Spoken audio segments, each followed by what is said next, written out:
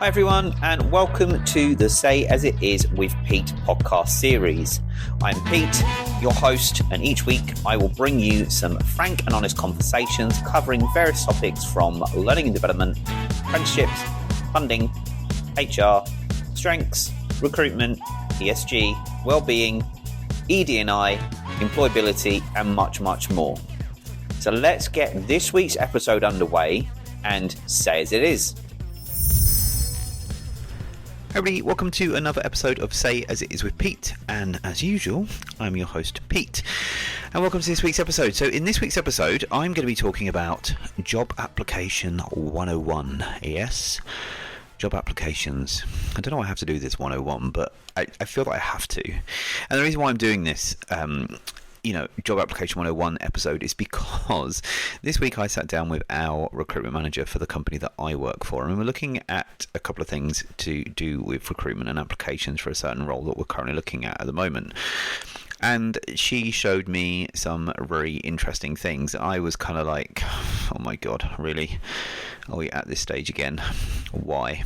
So there are certain things I spotted in regards to photos and profiles and all sorts that I just want to address. Seriously, go back to basics, literally back to basics in this episode. If you're applying for a job, you need to be professional, and this goes for all levels, from school leavers through to whatever age you are, because when you're applying for a job, you need to do better, and you seriously need to do better, because when people are applying for jobs, I don't think that we really pay attention to what we're doing and we really think it through. So here's the basics that I think that you should pay attention to when applying for a job. And this is advice for the applicants, but also there's some advice for employees in this episode as well. So buckle up and pay attention. So first things first, your profile pictures. Oh my, well, what can I say? I'm shocked. I saw some profile pictures that I have no understanding what they are, and I'm utterly gobsmacked by some of these. So I'm going to give you some advice. When you take a photo of yourself and you use it for professional job applications, make sure it's a decent professional headshot. Now, you're probably thinking, I don't have the money, Pete, to go and get a professional headshot. You don't need to.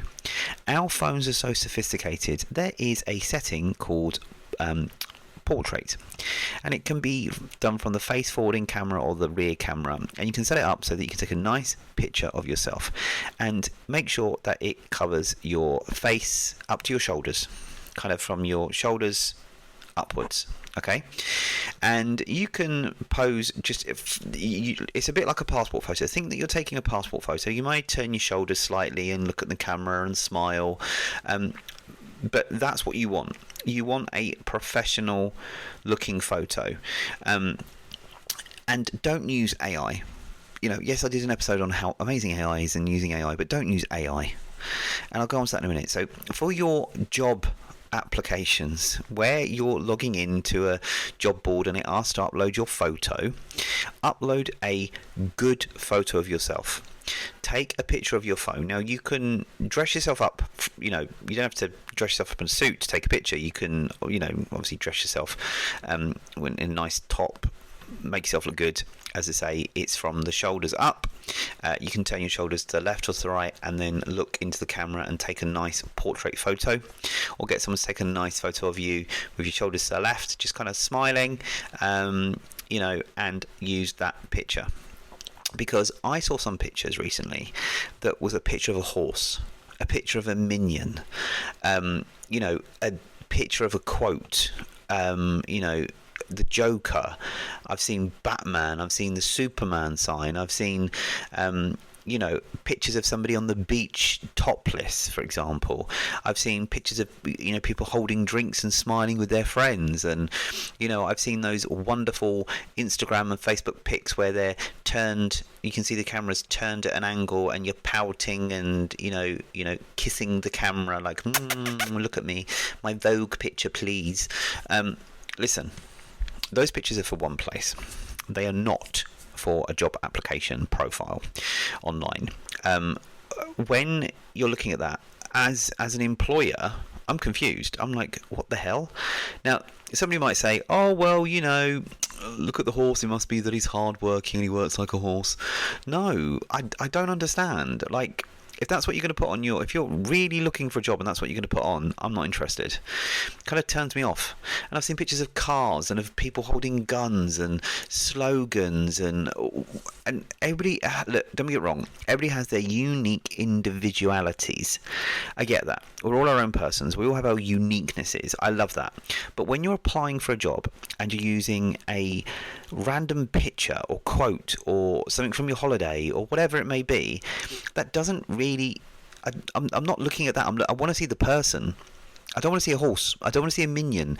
I don't want to see a quote. I don't want to see a racing car. I don't want to see a Ferrari. I don't want to see the logo of your football team. I don't want to see that. I will find this all out from you when we interview you in your hobbies and interests sections, for example. But I want to see your face. I want to see from the neck up. Yeah? I want to see you clear as a bell, smiling, whatever. I don't want to see these pouty Instagram, filter pictures with your lips puckered up. No, that's not how we do it. Now, don't use AI to generate a picture of yourself because it's fake. Yeah, I don't want to see a fake you. I want to see the real you. So don't use these AI generating tools that can make, these wonderful LinkedIn pictures for you. No.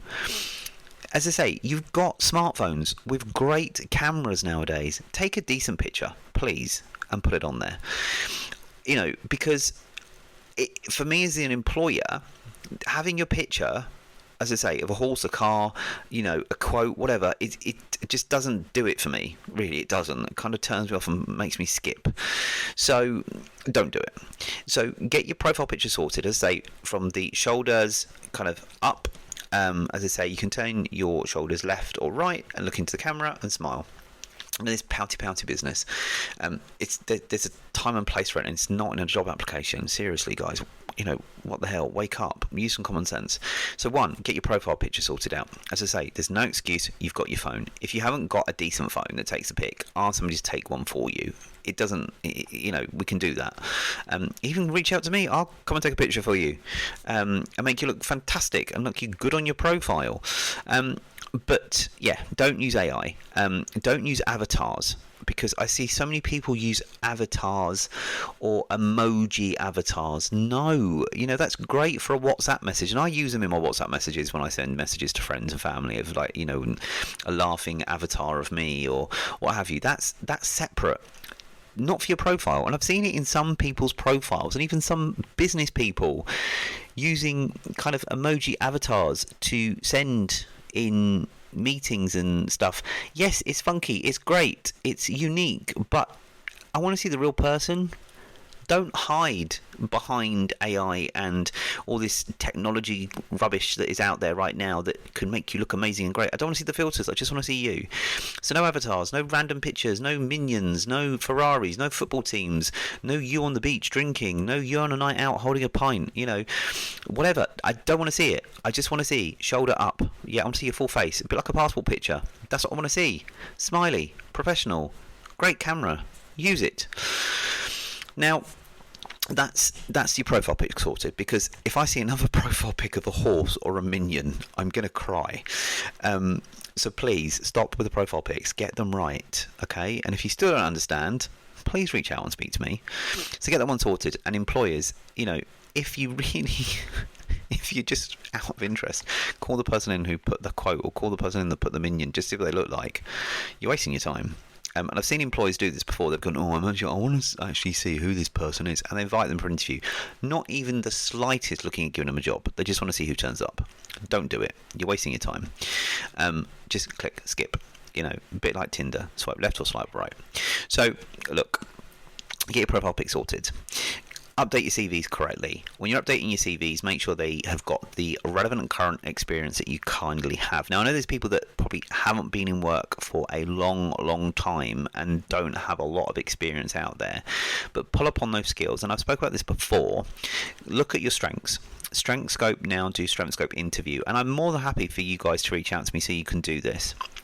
But we can identify your strengths at the beginning, and then we can help you identify those, and then you can use those within interview, so you can wow the employer by answering strengths-based questions or giving strength-based examples, because your strengths relate to you in your work and personal life.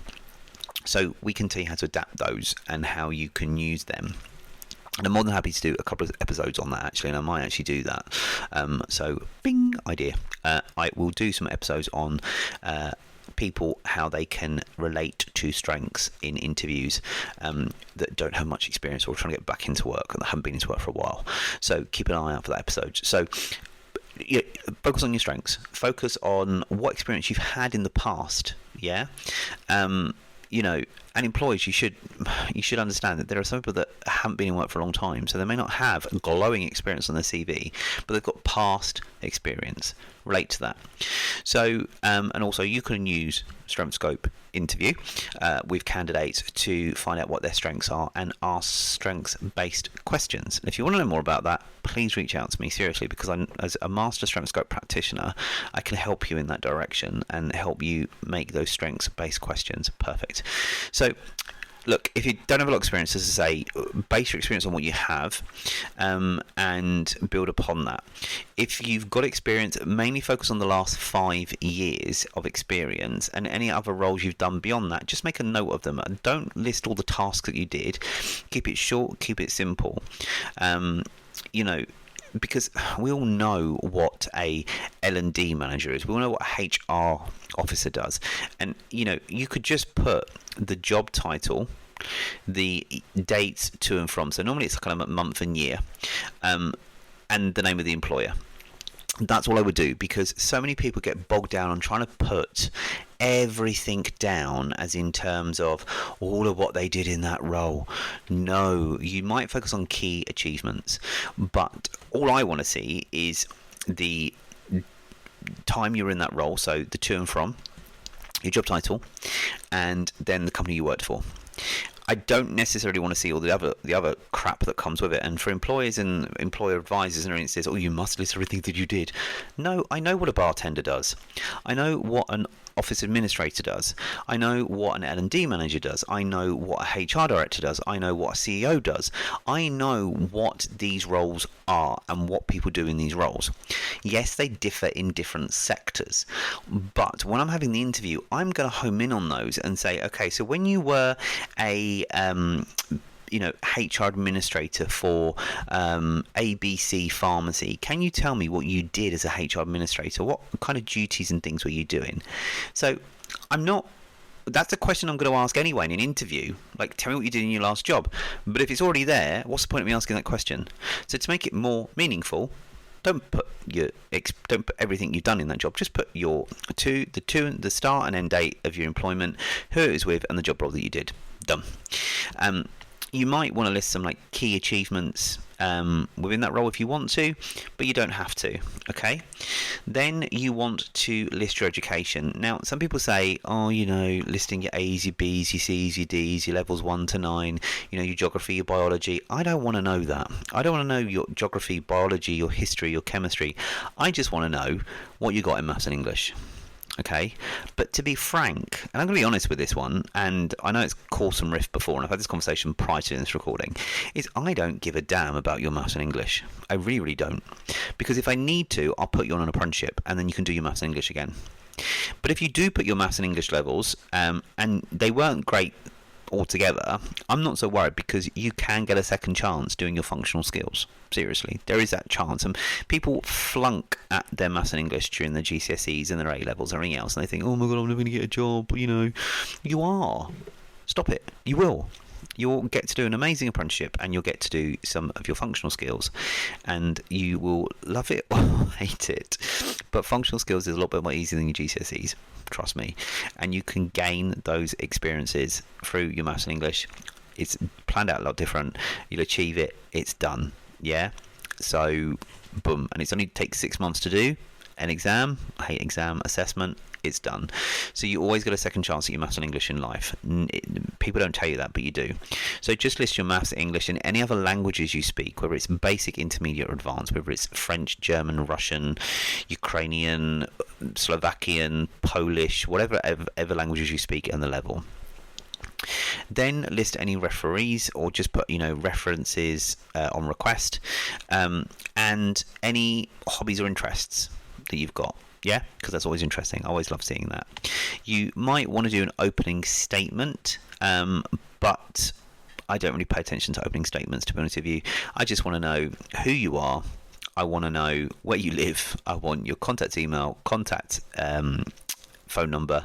I want to know what job you're currently in and have done in the last 5 years, what your qualifications are currently, so that's, as I said, maths and English, and any other qualifications you may have, whether it's from an apprenticeship, whether it's from a degree, whatever it is, and then I just want to know what references you got. Short and simple. That's it. So that's all I want to see, and then that's what you need to do. Okay. Now you've kind of got your CV sorted, and it's kind of plain and simple. What you then need to do is create yourself a separate email account. And the reason I'm going to tell you this is because I've seen some emails that are not appropriate for when you apply for a job, and they're not. I don't want to see bigdick29@gmail.com. I don't want to see, Das ist Miss Big Tits, 1989@hotmail.live.uk. I don't want to see any funky names, Dog Slapper, what. You're sending a professional application, and the email address is dogslapper or bigdick29. No, what the hell? Create yourself a brand new Gmail, Hotmail, Yahoo email, whatever it is.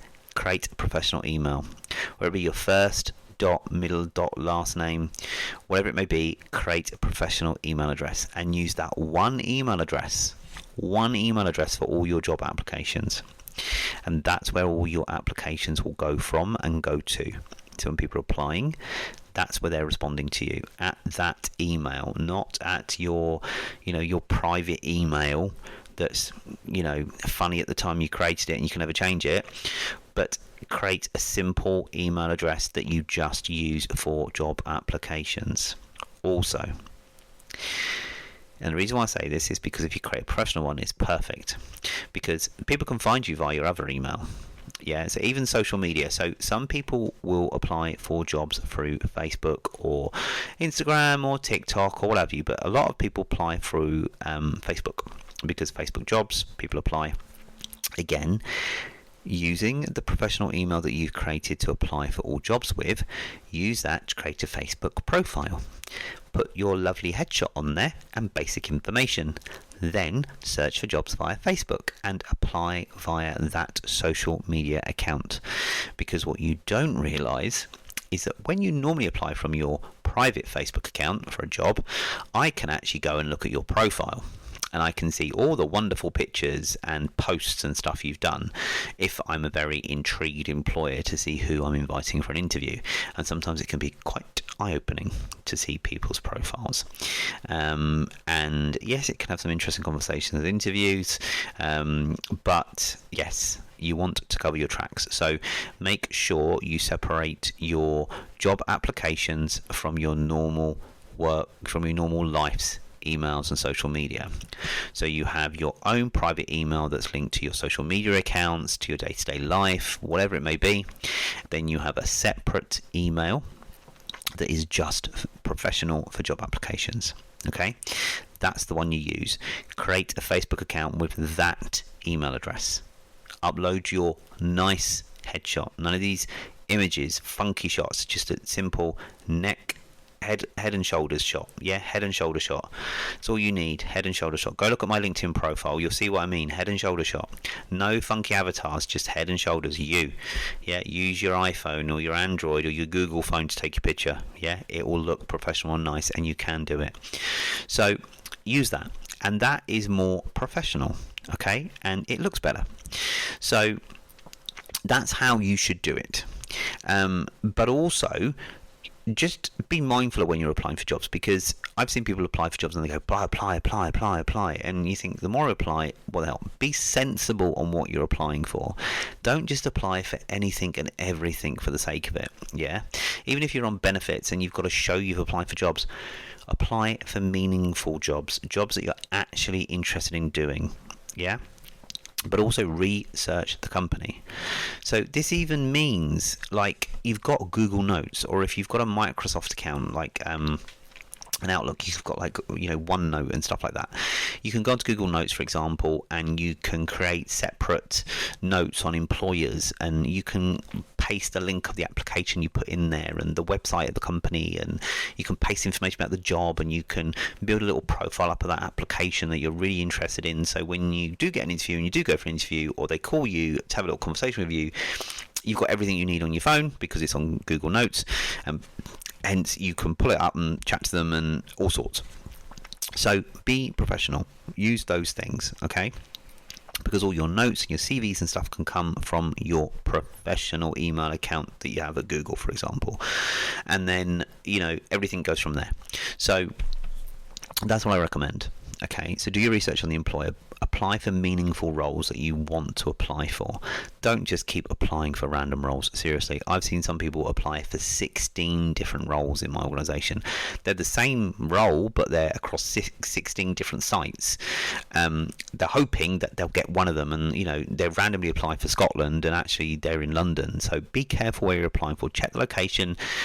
Check the travel distance as well. Make sure it's in those areas, because if you've clicked apply, someone calls you this amazing job you're interested in, but it's in Inverness. Can you come for an interview in Inverness, please? And you go, Inverness? Yes, Scotland. Okay, I'll be there tomorrow. And then you look at the address and you think, oh my God, I've got to go to Scotland. I'm going to have to cancel. No. What did I apply for? Missed opportunity. But a stupid application. So you shouldn't have done that, should you?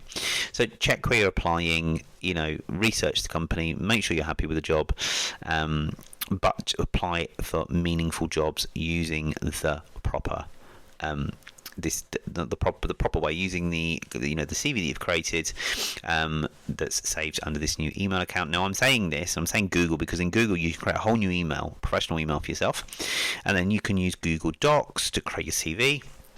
You can use Google Notes to keep researching. You've got everything there. You've got the Google Calendar, all sorts. So just use that for any job applications. What I will say as well is that when you are logging into job boards, log in with that email that you created, not your personal email that has everything tied to it in your social media with your funky pictures and your beach holidays. No, log in with a new one that you create for the jobs. By using that, what you can make sure you do is you've got everything in one place.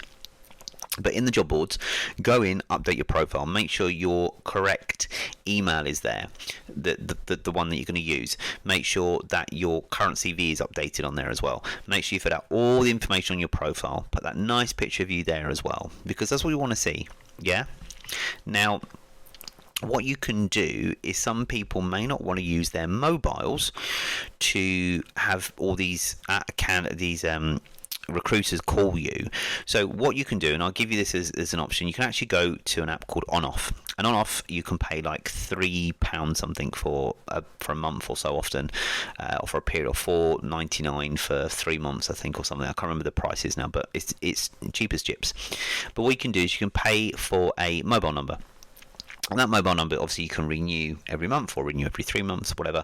But you could use that as a option for people to contact you on. So they can message you on there, and they can also call you and leave you a voicemail, and then you can call from that number. So that's an easier way, and it's an app on your phone, so that instead of your normal personal phone being bombarded with calls from recruiters and employers, you can know that if a call's coming through on that number, it will show up as an On-Off number call. You can name that as job application responses, and then give out that number. So there's lots of things you can do to make yourself kind of incognito in a way, but easy, not having your phone your phone number being out there everywhere and people calling you and what have you. You just use a different alternate number. So it's called On-Off. It's a great little app. I've used it in the past, and it's cheap as chips. So you could use that as another option, or just put your mobile number and leave it like that. But fill out all the information, put a nice picture on, make sure your updated CV is there, and apply for those meaningful roles. Make sure that if you do change roles, etc., keep your CV updated at all times. and make sure your contact information is correct as well. Now, if you do create a LinkedIn profile, you might create a LinkedIn profile professionally looking for work. Now, there's two ways to do this, and some people get called out. So if you do have a LinkedIn profile, if you want to show recruiters that you're open to work, you can add the open to work option on your profile that shows everybody you're looking for work, and you can post out a comment within your network that tells people you're looking for work and what you're looking for. But if you're currently employed and you don't want your employer to know that you're looking for work, you can just click on the option. Instead of showing to all network, you can click show recruiters only, and it will only show to recruiters that you're looking. Nobody else will know you're looking. It's kind of hidden from your network, but it's not hidden from recruiters. So you've got that option as a bit of privacy to still look for work without your employer knowing, because you're unhappy or you're wanting to move on, whatever. So there is that option. So just be aware of that, because I know some people have done that with previous employers, and they've opened up to the network and their employers are going, so when are you going to tell me you're looking for another job? And they're like, how do you know? And you go, well, it's on your LinkedIn profile. So, and that's happened to me before, where I've had people in my team apply for jobs, and I've then been called by the people in the other department saying, "Did you know so-and-so's looking for a job?" I'm like, no. So just be careful how you're putting it out there. But look, this is my basics for 101. It's not rocket science. So to summarise, have a better portfolio picture of yourself. So number one, picture. Your profile picture should be your head and shoulders. Make sure you smile, make sure you look good. Use the portrait option on your phone, or get someone to take it for you, and use that as your professional photo. Do not use avatars, emoji avatars, slogans, quotes, funky images. No, just use a head and shoulder shot of yourself. 2, update your CV. Keep it simple. Give it a kiss. Yeah, keep it simple. So you want to put your name, your email address, where you live, not the full address, but just the postcode, and a contact number. You want to put in there, if you want to put a little opening statement about yourself, you're more than welcome to. But I want to see in there your current job, so your start date and your end date. If you're still working in that company, just put present. I want to see your job title that you're currently doing, and I want to see the organisation that you're working for. I want to see the last 5 years history of work. That's it. No more than 5 years. So if you've been in one company for 5 years, perfect. Then underneath, you just want to probably list just 2 or 3 more jobs to show that you have worked elsewhere. Then you want to include your qualifications, so you can list your maths and English qualifications only, and any other professional qualifications that you have, or if you're tied to any affiliate associations, you can do that and add that in as well. And then put your references if you know them, or if not, put references upon request. Keep it simple. Keep it simple. You don't need to stick your picture on your CV. We don't want to see that. But if you're using online job boards with profiles that allows you to put your picture on, then do that and we can see it. Then you want to create a separate email account and a separate Facebook account. That separate email will be a professional email. It may have your first, middle and surname. It may have a different name on there, but no fun and funky names. It's got to be professional, so keep it a professional email address. Now, in there, create that CV, have your CV in there, but have your picture saved in there as well, but use that email address for when you're applying for jobs. Use that email address in all your online job board applications. Use that email address on your CV. Okay. What we also want to do is create a Facebook profile based on that new email address. Okay, because if you apply for jobs via Facebook jobs on the job boards there, you are going to apply directly from there. You're not going to apply from your own personal social media accounts on Facebook, because as employers we do have a look at those and we can see all the fun and interesting things that you've been up to that possibly you don't want us to know or see.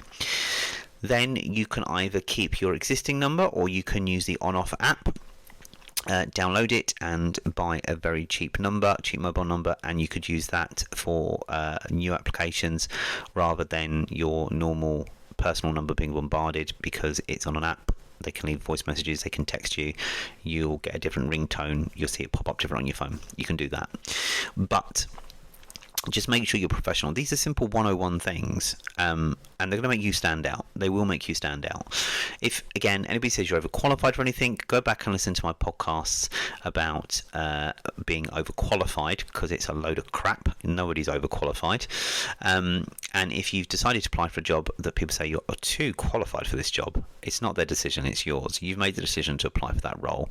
Tough. Go back and listen to that and see how you can handle it. But keep your applications and your job board applications simple. Give it a kiss, as we say. Keep it simple, stupid. I don't call anybody stupid, but we want to keep it simple. Yeah. So just give it a kiss. Do your job application 101. Have those fundamental things: professional email, professional Facebook account, professional photo, simple CV. That is it. That's it. Now, employers, if you're looking for a CV to have tons and tons of information on, get rid of the world. Get with the real world. Wake up and smell the coffee, because all you're going to be looking for is how long they've been in those jobs for, what their current job title is, and what company they're working for. The rest you can find out in an interview. You don't need it in that CV. I haven't got time to waste reading CVs. No employer has time to waste for CVs. But what I will teach you, a top tip. This is it. A top tip in your CV.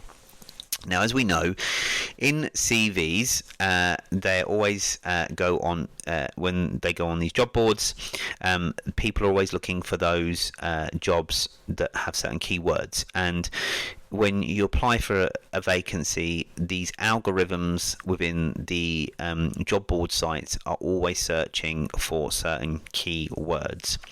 So if you're applying for certain jobs, what you want to do in the footer of your email, of your document, what you want to do is set up some keywords, like things that you do within your role. So it could be customer service, complaint handling, it could be managing budgets, HR function, it could be employer engagement, it could be course creation, course design, course delivery, whatever you do in your job. Whatever that job is looking for, look for some of those keywords that you may think, like time management, project management. If you put those in the bottom, in the footer, and you turn those, don't leave them black, highlight them white, turn the text into white so it doesn't show. What will happen is when you upload your CV to a job board or apply for a job, the algorithm in the application tracking system, or the ATS, is searching for keywords. So it's going to see those keywords and highlight it as you've met some of those keywords. So, for example, when I'm posting vacancies in the hospitality for the accommodation sector, I'm looking for cleaning, room attendant, housekeeper, floor supervisor, management, commercial cleaning, domestic cleaning, hoover, dust. There's certain words I'm looking for: public area cleaner, office cleaner. So they're keywords I'm looking for, and the application tracking system that I'm looking at will tell me how those keywords are popping up. So if they're 50% of the keywords, 60, 70, 80 or 100% of those keywords that I'm looking for, they're flag up. That's the person I want to speak to. That's the person I'm going to be calling. So a little tip: put those keywords in the footer that you think are more relatable to your job. So as I say, there could be things, you can make them really small as you want, about font size 8, and could be like for hospitality, housekeeping, cleaning, management, grievance handling, disciplinary procedures, writing policies, budget and financing, P&L, course creation and content making, delivery, training. You can put them all in there, many as you want. Put them in there. Turn them white. Don't leave them black. Put them white so they can't be seen. And then when you upload your CV and apply for a job, if employers are looking for keywords, which they do with these algorithms, your CV will flag up. Okay. Now, employers, if you see they have 100%, but you can't see on their CV where it has all those keywords, they've put them in there because they relate to them. Still give them a bloody call, still get them in for an interview, and still give them an opportunity, because you're a dumbass if you don't. So do it, because that's what I want to see, and I want to see someone using their CV a bit more smarter. We spend too much time as employees looking at CVs. We're using all these application tracking systems and the algorithms to pull these CVs. As I say, the CV needs to be simple, needs to have those keywords in the footers, and that's how you're going to get pulled up on those top 10 or top 20 people to call. But also employers, if you just see it's a simple CV, still call that person and bring them in, because you'll be quite surprised what you'll find out from that interview. So look guys, I'm not going to drag on about this anymore. I think I've made it clear and simple about 101s for job applications. So again, to summarise, clear pictures, different emails, simple CVs, stick those keywords in, create yourself a different contact number, create yourself a different Facebook account using a professional email, and you're done. Yeah? Do what I say, and your job applications will look smarter, more professional, and make you look more attractive. Not that you're not attractive, because you all are attractive, it just makes you look more attractive in the job market. And these simple things can help people get jobs and show in the top 10. If you're not getting a job for whatever reason, don't worry about it. Keep applying, but apply for those meaningful roles. Don't just apply, easy apply. I see this all the time on LinkedIn. Easy apply. Yes, there's an easy apply option, but don't just keep click. Know what you've applied for. Okay? Know what you applied for. Because if you've applied for 60, 70 jobs and someone calls you and say, oh, so you applied for this job, what job? I didn't apply for that job. Nah, I wouldn't have done that. Well, we've got your application. I don't remember that. Sorry, I'm not interested. But then the employer's kind of like, well, why did they apply? But they applied. Huh? I don't get it. So just be meaningful on your applications. And some applications, when you click on Indeed, the Teachers Employers website, again, fill out the employer information. As we say, employers only want to know the 5-year work history. That's it, 5 years, no more than that. If we want to know more, we're going to ask, but 5 years is good enough. If you don't have experience, as I say, focus on your strengths. And that's a good thing. Reach out to me and I can talk about how you can do that, and I'll do a couple of episodes following this about how you can use strengths for those that don't have much work experience, and how you can relate strengths to work. So there'll be 4 episodes around that. I'm looking at the 4 different strengths areas, and I'm going to help you with that. So they're going to be the next 4 episodes following this, because I think it's key, especially where people are looking for work right now. So the next couple of episodes are going to be around about how people with little experience that are getting back into work can focus on strengths to build their opportunity to getting back into work, but also for people in early careers that are just about kind of school leavers, graduates, that stuff, about to venture into the real world, and how they can do it. So guys, thank you for listening. As always, I'm your host, Pete. Sorry, there's a bit of interruption there because my phone just went off with an alert. So I'll say it again.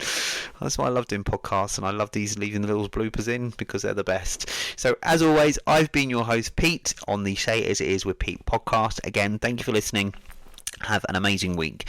You can go back and listen to this episode and previous episodes of Say As It Is with Pete on Apple, Spotify, Amazon, RSS.com, and wherever you get your podcast from.